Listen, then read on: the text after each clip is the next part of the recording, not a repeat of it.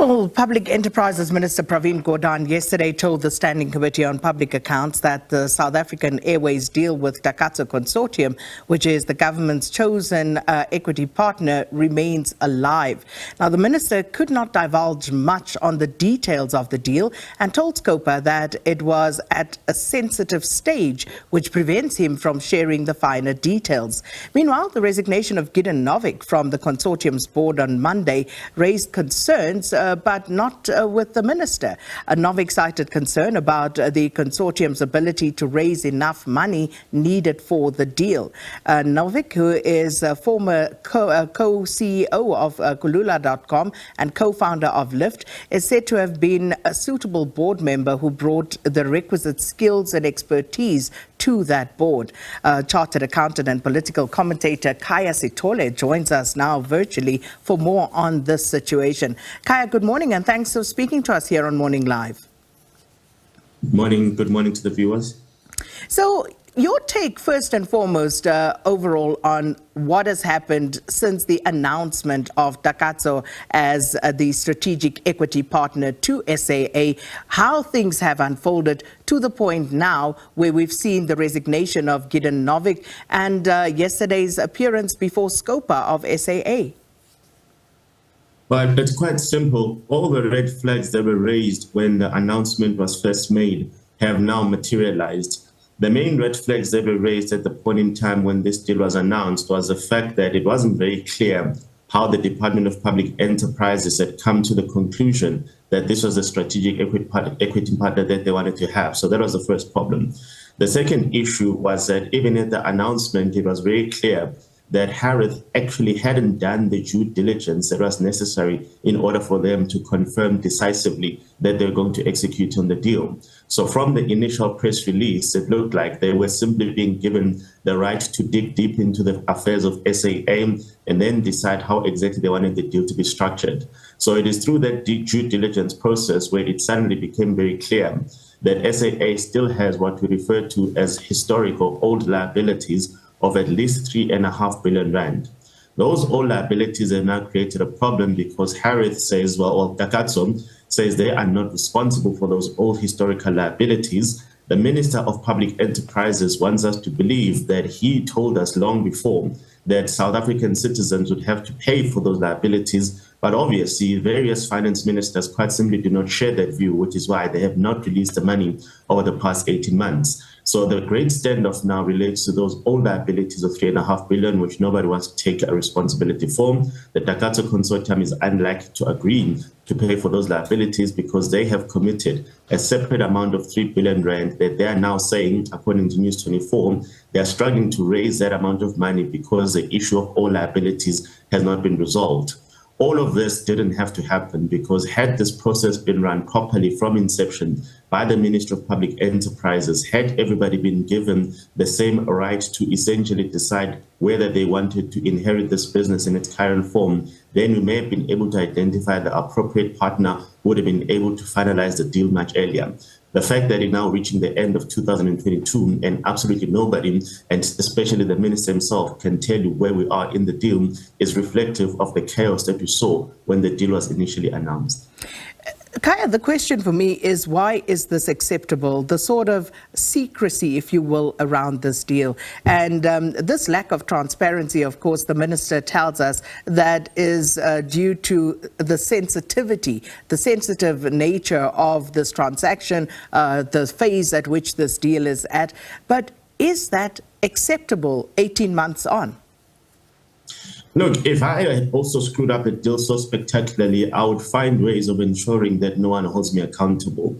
The Minister of Public Enterprises has completely screwed up this entire process because the key issue here is that we all understand that there are some commercially sensitive matters that you wouldn't want your competitors to know about.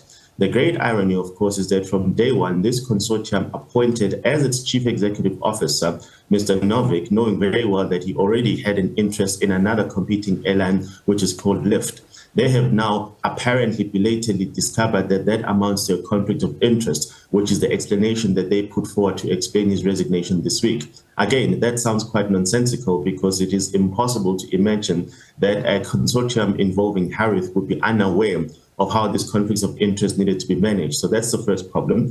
The second issue, as you could have expected, the minister is minimizing the impact of this because he's simply relegating Mr. Novick to some random minority player. Well, he wasn't. He was appointed as the CEO of the consortium on the understanding that he was the person that everybody around the table agreed was the person that they wanted to have in charge of the airline in its revival phase. So that downplaying his role and his importance is quite self-serving from the part of the Minister of Public Enterprises in particular.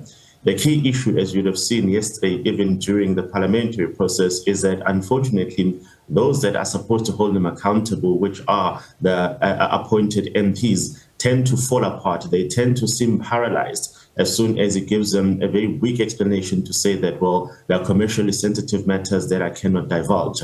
No one is asking him to give us the business plan of SAA. People are simply asking him to explain that 18 months ago, you said that these were the individuals or this was the consortium that had exhibited to you that they had the best chance of getting this deal across the line. Why is it that 18 months later, you are able to come to Parliament and say, well, there's absolutely no deal on the table because so much else is still happening? What is still happening? Keep in mind that next month we'll be reaching 3 years since SAA went into business rescue in the first week of December 2019. And from that moment in time, we've assumed that the minister has been fully aware of what needs to be done and how the process needs to be managed. And yet here we are 3 years later, even he cannot explain what's happening with SAA. And we know what the Auditor General's officer said about this deal as well.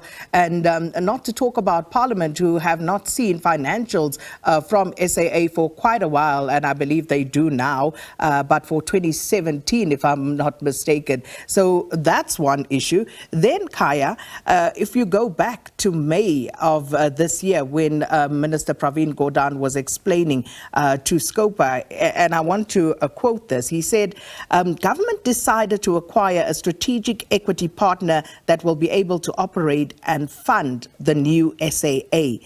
The finance for operating the new SAA will come from the Takatso Consortium. Government will not be contributing any finance to the new airline. However, as pointed out below, because there's more in the statement, government will receive dividends as a preferential shareholder. And I'm going to close quotes at that point. So, given what has been said, what the South African public has been told, what Parliament has been told the strategic equity partner would bring to the table, 18 months on, SAA, post the business rescue process, has taken to the air again this new SAA, and it's still the taxpayer footing the bill. So what's going on? Well, that is part of the problem in that obviously after the business rescue process, the view that seemed to have been propagated by the ministry is that, look, the only way for this airline to be able to operate going forward is if a strategic equity partner takes charge of the process, they run the management. In fact, even when putting together the consortium involving Harris, who are the infrastructure funders, were going to come with a big check. Mr. Novick was going to run the operations, and Global Airways were going to help with the technical expertise. The big idea was that that is what you needed in order to get SAA flying again. Surprisingly, in spite of the fact that that deal still has not been finalized, we saw SAA taking to the skies. And of course, legally, it's still owned by the taxpayer. So one is to assume that it is the South African taxpayers who've been funding the operations of SAA ever since they resumed operations. Even when it comes to that, obviously, as you mentioned earlier on, SAA is not in the habit of publishing financial statements, so it would be impossible to even ask the questions of, well, how much money has been put into SAA since it started operating? Is it doing so profitably? And if it is doing so profitably, what then remains the business case for saying, let us sell 51% of the stake if we find a way to make it profitable across this business rescue process? So these are all the questions that should be ventilated in Parliament. But I suppose for as long as our MPs quite simply do not know what on earth is going on and do not know what it is that they're trying to get out of the minister, he's able to get away with simply getting them nothing in terms of information. And that, for me, is part of the issue here, Khaya. The fact that members of Parliament are unable to essentially hold the minister to account on this particular matter. President Ramaphosa in Parliament this month said that the necessity for transparency on this deal is understandable. Well, it's more than understandable given how long it's been going on and the fact that what we were told was going to happen in terms of relieving the burden, the financial burden of taxpayers, and what we are seeing simply do not match. And also, government needed to fully outline the terms of this transaction. 18 months after that announcement, we still don't know. Nobody seems to know what's going on. So, why is this acceptable? How is it that nobody can say you have an absolute responsibility, Minister Gordhan, to tell us what is going on with this deal? We need to know, we deserve to know, this is a public entity, what is going on with this deal. Well, somebody can, and it is the person who hires Mr. Gordhan, and that's the president himself. Now, whether he has any particular interest in getting to the bottom of this, we do not know. We also do not know what exactly it is that the president understands this deal to be about. We do not understand what the finance minister's perspective is on this deal. All we can do is read between the lines in that when it came to a budget speech a couple of weeks ago, absolutely nothing was said about SAA when he was saying things about Sandro and Eskom. So perhaps there has not been a meeting of the minds between those three political role players. And until there's a meeting of the minds, no one seems to know what to do next.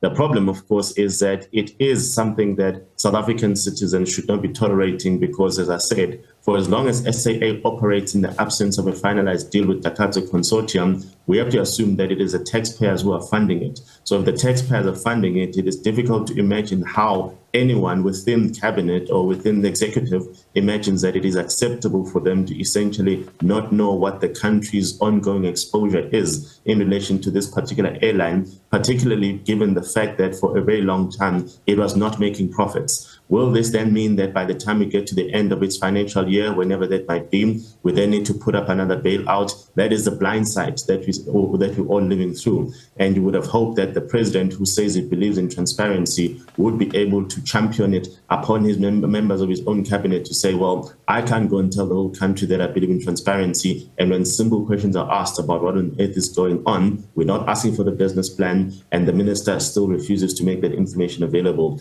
It is unacceptable. But for as long as the president doesn't press the button that says you will provide this information or else, we're simply going to have to speculate about what's going on. And then just finally, Khaya, what about SAA's operational costs that are still a burden on state funds and the taxpayer? And this, while there is a 51% stake that has been sold to Takatso. Okay, I don't even know how to posit that, because because where if does you listen to Takatso the fit minister into all of yesterday, this? there's no deal. Yes. There's no deal according to the minister yesterday. So does Takatso own 51%? Well, nobody seems to know anymore. What we do know is that the closest we're going to get to understanding this process is if a court action that has been launched against the minister to make the information available, that is probably the closest we're going to get to understanding what are these outstanding conditions that Takatso says need to be fulfilled in order for them to execute on the deal.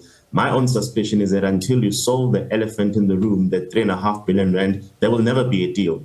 And the reality here is that it's either the Minister of Public Enterprises completely misrepresented what the state of affairs was or what the exposure was going to be, or he misread the mood. He assumed that as soon as he ambushes everyone with the one last request for 3.5 billion to finalize this deal and get it over the line, he was going to get that amount of money. Well, clearly he has miscalculated in relation to that particular aspect. So it's a political crisis that he himself has created, and he needs to find a solution for it. But I wouldn't be surprised if Takatso walks away on the basis that no one in their right minds really signs up for 3.5 billion rand in liabilities, that they were not around when those liabilities were incurred. It simply wouldn't make any business sense. So do not be surprised if Takatso says, look, 80 months down the line, we have not been able to resolve this elephant in the room, so therefore the minister must go and look for another equity partner. Well, we'll leave that one. Khaya, thanks so much for your time this morning. Chartered accountant and political commentator Khaya Sithole on the Takatso deal following Public Enterprise Minister Pravin Gordhan's Scopa briefing yesterday. Gordhan told the Standing Committee on Public Accounts that the SAA deal with the Takatso Consortium remains alive. Feel free to tell us your views at Morning Live SABC.